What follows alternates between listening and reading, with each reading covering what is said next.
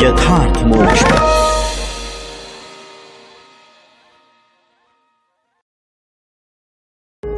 यथार्थ मोक्ष प्रस्तुत कर रहा है अतुल्य संपूर्ण महाभारत। श्री महाभारतम इंद्रलोक अभिगमन पर्व 49वां अध्याय।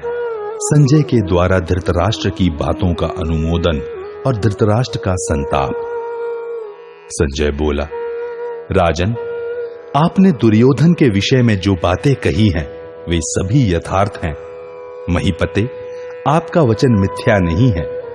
महातेजस्वी वे पांडव अपनी धर्म पत्नी यशस्विनी कृष्णा को सभा में लाई गई देखकर क्रोध से भरे हुए हैं और महाराज दुशासन तथा कर्ण की वे कठोर बातें सुनकर पांडव आप लोगों की निंदा करते हैं, ऐसा मुझे विश्वास है। राजेंद्र, मैंने ये भी सुना है कि कुंती कुमार अर्जुन ने एकादश मूर्तिधारी भगवान शंकर को भी अपने धनुष बाण की कला द्वारा संतुष्ट किया है।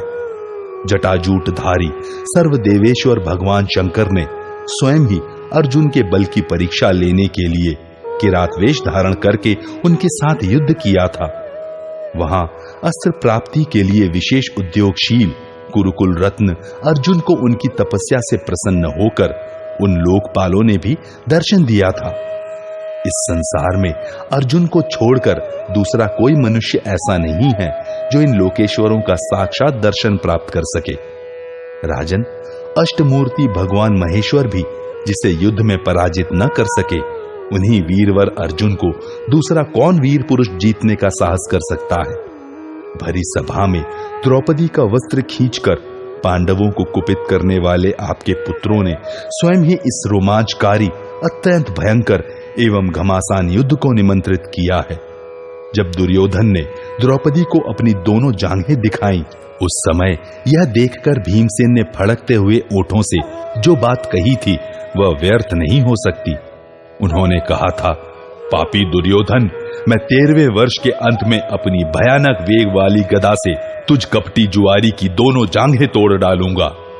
सभी पांडव प्रहार करने वाले योद्धाओं में श्रेष्ठ हैं, सभी अपरिमित तेज से संपन्न हैं तथा सबको सभी अस्त्रों का परिज्ञान है, अतः वे देवताओं के लिए भी अत्यंत दुर्जय हैं। मेरा तो ऐसा विश्वास है कि अपनी पत्नी के अपमान जनित अमर्ष से युक्त और रोष से उत्तेजित हो समस्त कुंती पुत्र संग्राम में आपके पुत्रों का संहार कर डालेंगे। धृतराष्ट्र ने कहा, सूत, कर्ण ने कठोर बातें कहकर क्या किया? पूरा वैर तो इतने से ही बढ़ गया कि द्रौपदी को सभा में केश पकड़कर लाया गया। अब भी मेरे मूर्ख पुत्र चुपचाप बैठे हैं। उनका बड़ा भाई दुर्योधन विनय एवं नीति के मार्ग पर नहीं चलता। सूत, वह मंदभागी दुर्योधन मुझे अंधा, अकर्मण्य और अविवेकी समझकर मेरी बात भी नहीं सुनता। कर्ण और शकुनी आदि जो उसके मूर्ख मंत्री हैं, वे भी विचार शून्य होकर उसके अधिक से अधिक दोष बढ़ाने की चेष्टा करते हैं। अमित तेजस्वी अर्जुन के द्वारा स्वेच्छा पूर्वक छोड़े हुए बाण भी मेरे पुत्रों को जलाकर भस्म कर सकते हैं, फिर क्रोध पूर्वक छोड़े हुए बाणों के लिए तो कहना ही क्या है। अर्जुन के बाहुबल द्वारा चलाए और उनके महान धनुष से छूटे हुए दिव्यास्त्र मंत्रों द्वारा अभिमंत्रित बाण देवताओं का भी संहार कर सकते हैं।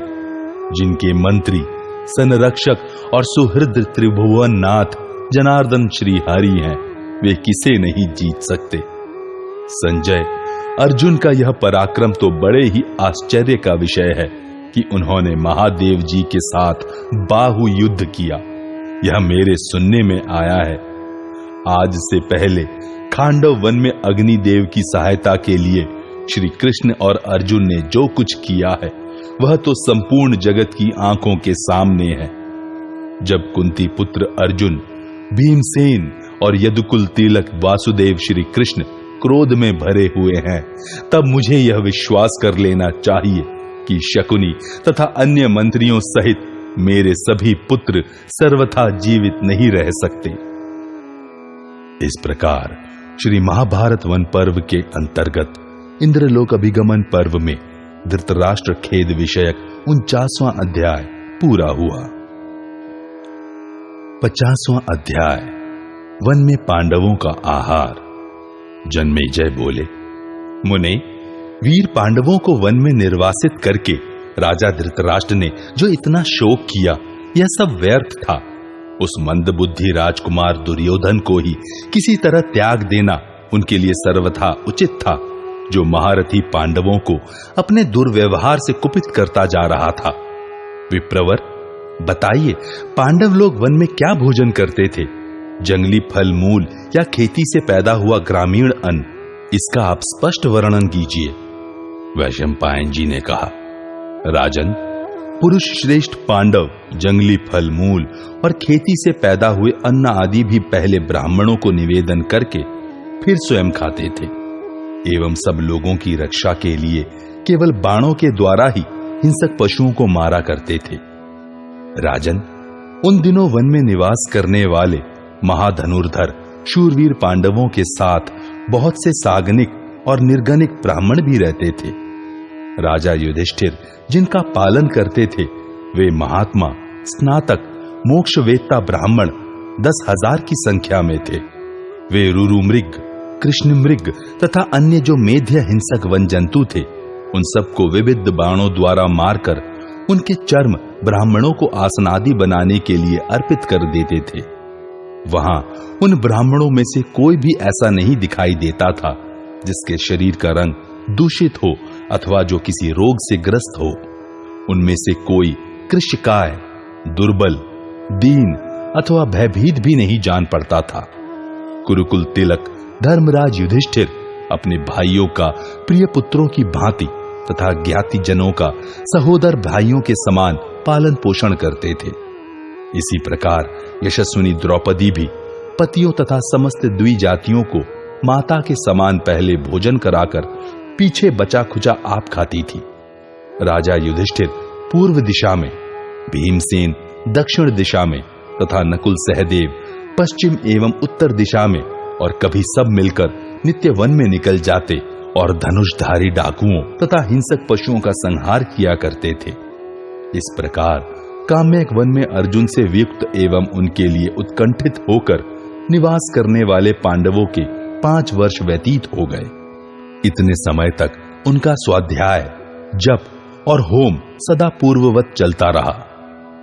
इस प्रकार श्री महाभारत वन पर्व के अंतर्गत इंद्रलोक अभिगमन पर्व में पांडवों के भोजन का वर्णन विषयक 50वां अध्याय पूरा हुआ। 51वां अध्याय संजय का धृतराष्ट्र के प्रति श्री कृष्ण आदि के द्वारा की हुई दुर्योधन आदि के वध की प्रतिज्ञा का वृत्तांत सुनाना। वैशंपायन जी कहते हैं, पुरुष रत्न जन्मेजय, पांडवों का वह अद्भुत एवं अलौकिक चरित्र सुनकर अंबिकानंदन राजा धृतराष्ट्र का मन चिंता और शोक में डूब गया।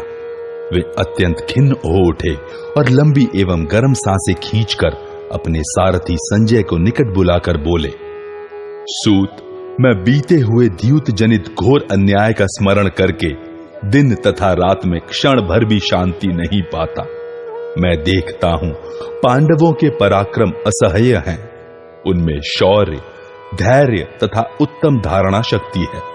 उन सब भाइयों में परस्पर अलौकिक प्रेम है। देवपुत्र महाभाग नकुल सहदेव देवराज इंद्र के समान तेजस्वी हैं। वे दोनों ही पांडव युद्ध में प्रचंड हैं। उनके आयुध दृढ़ हैं। वे दूर तक निशाना मारते हैं। युद्ध के लिए उनका भी दृढ़ निश्चय है। वे दोनों ही बड़ी शीघ्रता से हस्त संचालन करते हैं। उनका क्रोध भी अत्यंत दृढ़ है। वे सदा उद्योगशील और बड़े वेगवान हैं।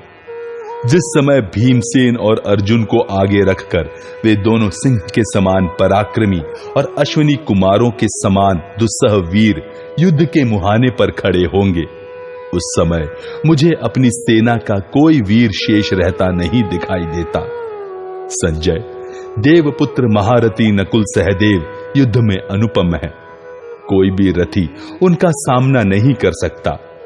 अमर्ष में भरे हुए माद्री कुमार द्रौपदी को दिए गए उस कष्ट को कभी क्षमा नहीं करेंगे। महान धनुर्धर, वृषणिवंशी, महातेजस्वी, पांचाल योद्धा और युद्ध में सत्य प्रतिज्ञ वासुदेव श्री कृष्ण से सुरक्षित कुंती पुत्र निश्चय ही मेरे पुत्रों की सेना को भस्म कर डालेंगे। सूत नंदन, बलराम और श्री कृष्ण से प्रेरित वृषणिवंशी योद्धाओं के वेग को युद्ध में समस्त कौरव मिलकर भी नहीं सह सकते। उनके बीच में जब भयानक पराक्रमी महान धनुर्धर भीमसेन बड़े बड़े वीरों का संहार करने वाली आकाश में ऊपर उठी हुई गदा लिए विचरेंगे, तब उन भीम की गदा के वेग को तथा वज्र गर्जन के समान गांडीव धनुष की टंकार को भी कोई नरेश नहीं सह सकता। उस समय मैं दुर्योधन के वश में होने के कारण अपने हितैषी सुहृदों की उन याद रखने योग्य बातों को याद करूंगा जिनका पालन मैंने पहले नहीं किया। संजय ने कहा, राजन, आपके द्वारा यह बहुत बड़ा अन्याय हुआ है जिसकी आपने जानबूझकर उपेक्षा की है। वह यह है कि आपने समर्थ होते हुए भी मोहवश अपने पुत्र को कभी रोका नहीं। भगवान मधुसूदन ने ज्यों ही सुना कि पांडव द्यूत में पराजित हो गए, त्यों ही वे काम्यक वन में पहुंचकर कुंती पुत्रों से मिले और उन्हें आश्वासन दिया। इसी प्रकार द्रुपद के धृष्टद्युम्न आदि पुत्र विराट, धृष्टकेतु और महारथी कैकेय, इन सब ने पांडवों से भेंट की। राजन, पांडवों को जुए में पराजित देखकर उन सब ने जो बातें कही उन्हें गुप्तचरों द्वारा जानकर मैंने आपकी सेवा में निवेदन कर दिया था। पांडवों ने मिलकर मधुसूदन श्री कृष्ण को युद्ध में अर्जुन का सारथी होने के लिए वर्ण किया और श्री हरि ने तथास्तु कहकर उनका अनुरोध स्वीकार कर लिया। भगवान श्री कृष्ण भी कुंती पुत्रों को उस अवस्था में काला मृगचर्म ओढ़कर आए हुए देख उस समय अमर्ष में भर गए और युधिष्ठिर से इस प्रकार बोले, इंद्रप्रस्थ में कुंती कुमारों के पास जो समृद्धि थी तथा राजसूय यज्ञ के समय जिसे मैंने अपनी आंखों देखा था, वह अन्य नरेशों के लिए अत्यंत दुर्लभ थी। उस समय सब भूमिपाल पांडवों के शस्त्रों के तेज से भयभीत थे। अंग, वंग, पुंड्र, उड्र, चोल, द्राविड़, आंध्र, सागर तटवर्ती द्वीप तथा समुद्र के समीप निवास करने वाले जो राजा थे, वे सभी राजसूय यज्ञ में उपस्थित थे। सिंहल, बर्बर, मलेच्छ, लंका निवासी, पश्चिम के राष्ट्र, सागर के निकटवर्ती सैकड़ों प्रदेश, पहल्लव, दरद, समस्त किरात, यवन, शक, हारहूण, चीन, तुषार, सैंधव, जागुड़, रामट, मुंड, स्त्री राज्य, तंगण, केकय, मालव तथा काश्मीर देश के नरेश भी राजसूय यज्ञ में बुलाए गए थे और मैंने उन सबको आपके यज्ञ में रसोई परोसते देखा था।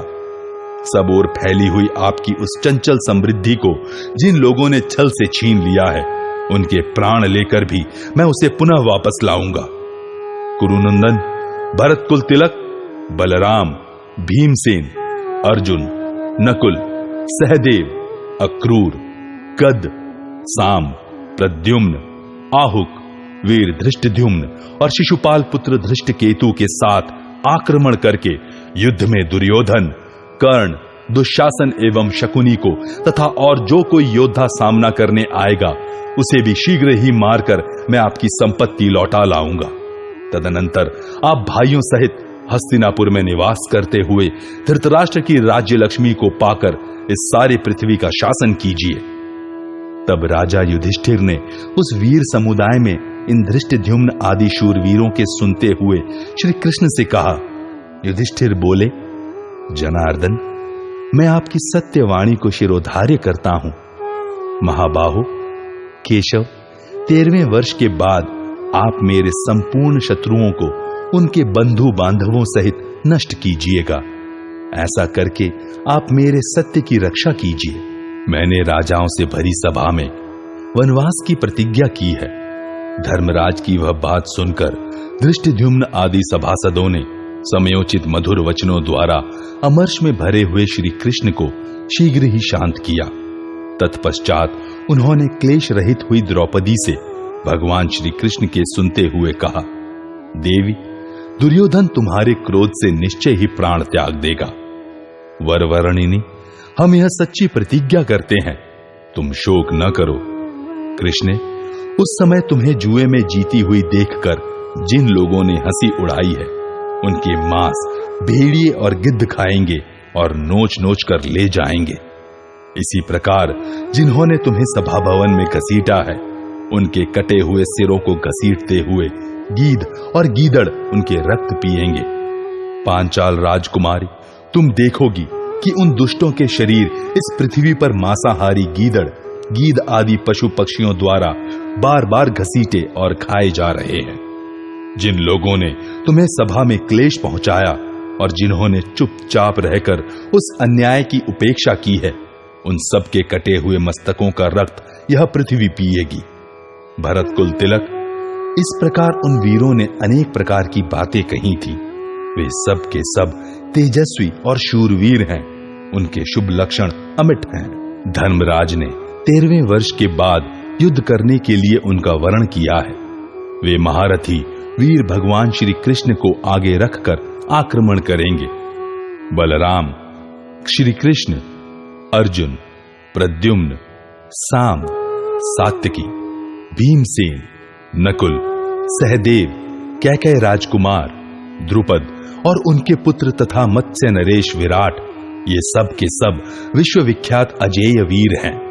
ये महामना जब अपने सगे संबंधियों और सेना के साथ धावा करेंगे, उस समय क्रोध में भरे हुए केसरी सिंहों के समान उन महावीरों का समर में जीवन की इच्छा रखने वाला कौन पुरुष सामना करेगा?